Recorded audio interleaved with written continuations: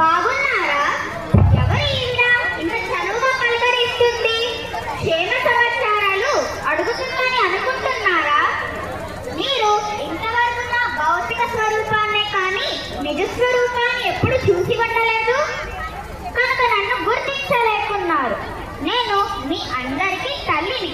కేవలం మీకే కాదు, ఈ భారతదేశంలో కోటాన కోట్ల మంది ఈ దేశ ప్రజలందరికీ కూడా తల్లినైన భరతమాతను. ఇదేమిటి, ఈవిడ ఘారాల కాడే ఉన్నాననుకుంటున్నారా? ఏమి చేస్తాను? వేలాది సంవత్సరాలుగా విదేశీ దండయాత్రకులోనే సంపదనంతా పోగొట్టుకుని ఉన్నదాన్ని.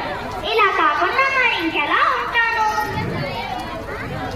అయినా ఒక విషయం గుర్తుంచుకోండి, ఏ ఆంగ్లేయుడు కూడా తమ మాతృభూమికి ద్రోహం తలకట్టలేదు. కానీ నాకు ఈ దుస్థితి ప్రాప్తించిందని చెప్పుకోవడానికి నాకే సిగ్గు వేస్తుంది.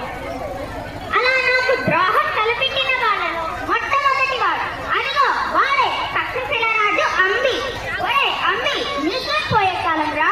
నీ పొరుగున్న పురుషోత్తమునిపై కక్ష సాధించాలనే అలెగ్జాండర్ని నాపై ఉసుగొలిపావు.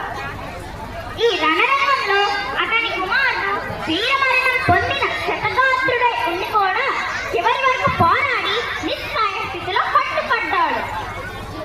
కానీ మీరు చేసిన ఈ ఘనకార్యానికి భారతదేశం అనే పచ్చని చెట్టుకు పట్టిన చీడ పురుగుగా నాటి నుండి నేటి వరకు అందరికీ చేదరించుకోబడుతున్నావురా.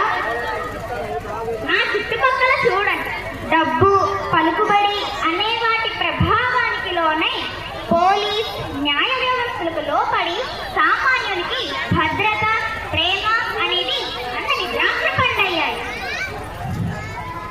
ఎక్కడ చూసినా ఆకలి మంటలు, నిరుద్యోగం, అవినీతి, లంచగొండి